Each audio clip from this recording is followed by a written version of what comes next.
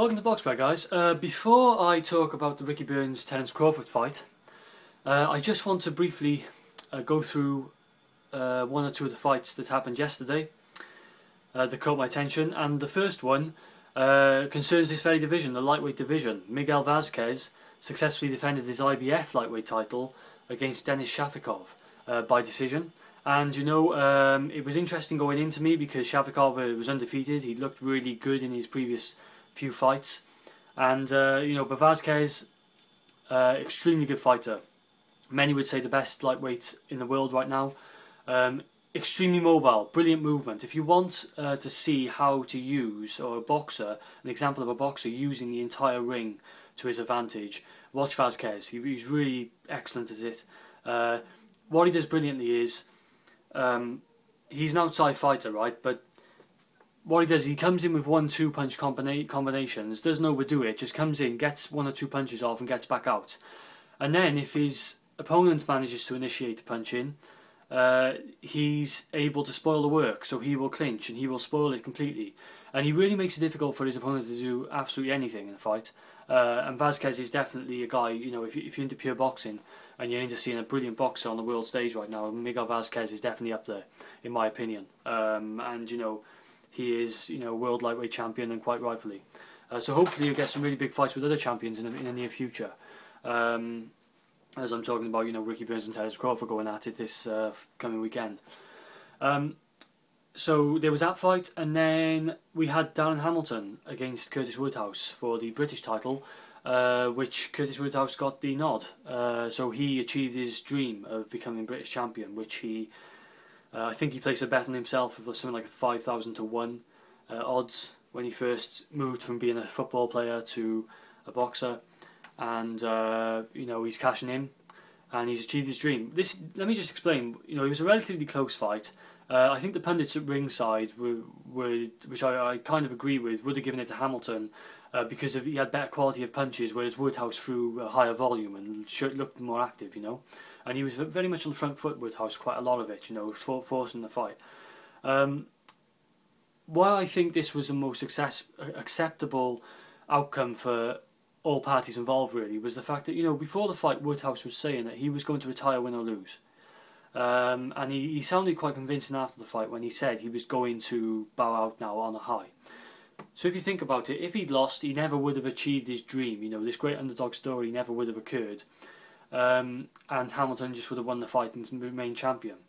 Whereas now he's won, you know, if he lost, he would have just bowed out and he would have just retired and gone off into the wilderness, and that would have been it.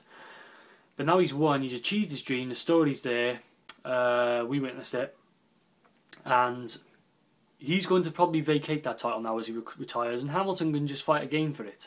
I presume he can possibly, performance permitting, can actually win the title back. And I don't think Hamilton was actually that troubled by it at the end. In the post-fight interviews, he didn't seem that stressed out about it. He didn't seem that unhappy. He knew he would be in a great, really decent fight, and Woodhouse, you know, gained his respect. You know, but it was a decent fight, and I just wanted to give my brief comment on that. Let me just get into what I really want to talk about here. It's Ricky Burns going up against Terence Crawford. You know, Terence Crawford's coming over from the US to Scotland to try and take this title now.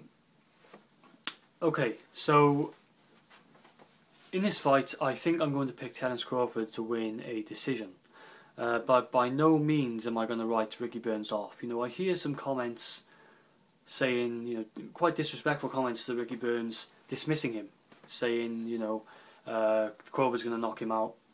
You know, basically bad-mouthing Burns. You know, let's just try and show Burns some respect. You know, as a world champion, okay, his last fight with Beltran, many people feel Beltran won. And even a fight or two before that, Burns hasn't performed, and in my mind, he was fortunate to still have the world title when he came up against Beltran. But you know, let's show some respect for a guy who broke his jaw early in that fight and spent most of the fight with a broken jaw, in agony. Many boxers wouldn't have even continued and gone through the duration of that fight. You know, he's a true warrior, he's a real fighter, Burns. And one thing you can't moan about with Burns is that he doesn't talk the talk and not walk the walk. You know, he's willing to fight for it. He's willing to stay in there, and he's willing to have a tear up. He's willing to give the fans some enjoyment. He's willing to put it on the line. You know, as a boxer, he should be respected. Even if decisions have gone for him, you can still say he's a humble guy. You know, it doesn't really infuriate me because, you know, he's a humble guy and he understands that. I think deep down, you know, we can see in the media he's honest about it. You know, he says the fairest thing probably would have been to give Beltran a rematch. He's not cocky. He doesn't say, "Oh yeah, I actually won the fight." He says, "Okay," he says it was close, but you can tell he understands that it wasn't. His last couple of performances have not been very good. They've been lackluster, and he understands that. So hopefully Burns, being level-headed that he is, understanding that, can then work on his weaknesses he's had in the last couple of fights and can prepare accordingly for this one. The trouble he has is that, you know, I can only go on the last couple of fights, and he's come up against technically more gifted fighters, and they've really troubled Burns. Okay, nothing's changed. Crawford's more technically gifted, in my opinion. Crawford is, you know, there's been this buzz in the US and in boxing circles now for a while now about Terence Crawford, a kind of undercurrent, knowing that this guy's gonna, you know, pretty soon gonna be unleashed onto the world stage and is actually gonna get his opportunity, and now he has it. He schooled Brady Prescott. Apart from Prescott, he's not really faced anyone that substantial in terms of you know, proper world class. But he's the type of guy who you don't necessarily need to see in with world-class opponents to understand his talent. You know, I do rate Crawford. I think he's very skilled. And in this fight, the difficulty for Burns, like in his past couple of fights, is going to be that technical gifting of his opponent, and the difficulty Burns is going to have to do, you know, what he's going to do to overcome that. Let's just talk a bit about Crawford, what I think he does well. He's the type of guy, he doesn't have to run to make it difficult to catch him, okay? He's good in defence.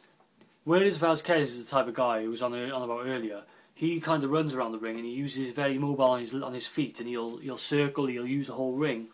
Crawford's the type of guy who can stand in front of you and you still find it difficult to catch him with clean shots, because he's got very good head and upper body movement. He can hold a good guard when he wants to, although he does like to hold his natural stance is to hold his hands quite low in punch ready position. Okay, hold his hands in punch ready position. This makes him able to counter you, but he can also get his punches off first. Okay, this is what makes it difficult with Crawford, is because not only is he a good counter puncher, so he can counter your advances, but he can also make advances himself. He can initiate the contact, initiate the punches. It makes it difficult. It gives you an extra thing to work on. He's not a pure counter puncher, but he can do a bit of both. Crawford's a decent speed. I wouldn't say he's particularly lightning fast with his hands. I'd say he's got decent speed in his hands. But like I said, he's quite difficult to catch. You're going to have to be quite accurate with him, and he likes to use that upper body and head movement. And he throws pretty good punch variety, combination and accuracy. Ricky Burns, like I said, I'm not going to dismiss him.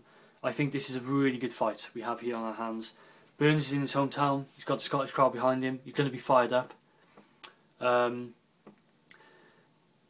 Burns, for me, in this fight, if I'm going to advise him, is going to be the jab is the key. Okay, the thing I noticed with Crawford, if you look at the Prescott fight in particular, Crawford, like I said, keeps his hands quite low. Ricky Burns has a good jab, okay? If Burns can pop that stiff jab in Crawford's face straight from the off, what he needs to do is exactly that. Because what happens is, Crawford, in my opinion, performs his best, most fluid, flexible work when he's got his hands quite low and he's in punch-ready mode. If you put a jab in his face, like Prescott at times did, he tends to bring his hands up. He has to. You know, he's got to guard himself. If you catch him with a couple of jabs, naturally your natural reaction is going to be to put your hands up and start blocking yourself, protecting your face. You know, this is your prime asset. In my opinion, when Crawford's got his hands up, he's less flexible. He's less able to counter you as fluidly. He's less able to get quick punches off. You're better off with his hands up. Okay, that's what I'd advise Ricky Burns in this fight. Get the jab out there early.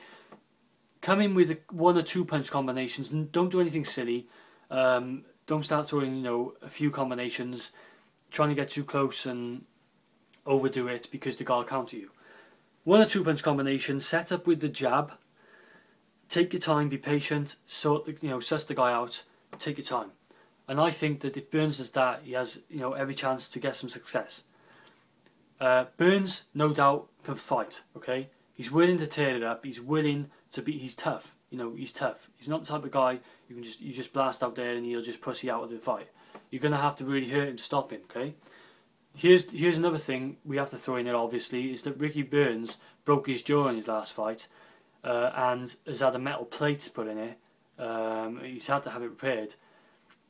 Will that be on? How will that affect him mentally? He's gonna.